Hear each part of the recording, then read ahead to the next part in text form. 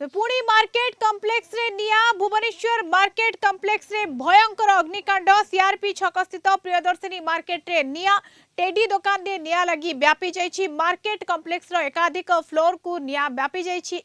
प्रथमे नुआ करी खोला जाइथिबा टेडी और खेलना दुकान रे निया लागिथिला, परे अन्य दुकान को व्यापी थिला निया। शॉर्ट सर्किट निया लागिथिबा सूचना मिलिछि। तेबे आयत्त करबाकू उद्यम चलाइछथि अग्निशम कर्मचारी। निया लिभा कार्य रे 6टी दमकल गाड़ी नियोजित होइछि। अग्निकांड रे लक्षाधिक टंकार संपत्ति नष्ट होइछि। सकाळू अनेक दुकान रो शटर बंद थिबारु निया लिभा बाधा प्राप्त होइतिला।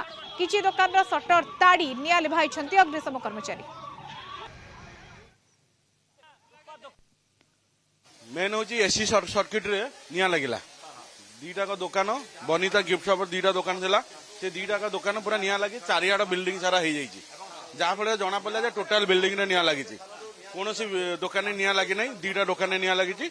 बाकी अफेक्ट होती दीटा दुकान, बाकी आउ सब गुड़ाक साइड रे जो धुआं भय समस्त भावी जे सबुआड़े निया लगी। कौन जगह निया लगी नहीं, केवल दीटा दुकान निया लगी। निया तो देखिपारे जो दुकान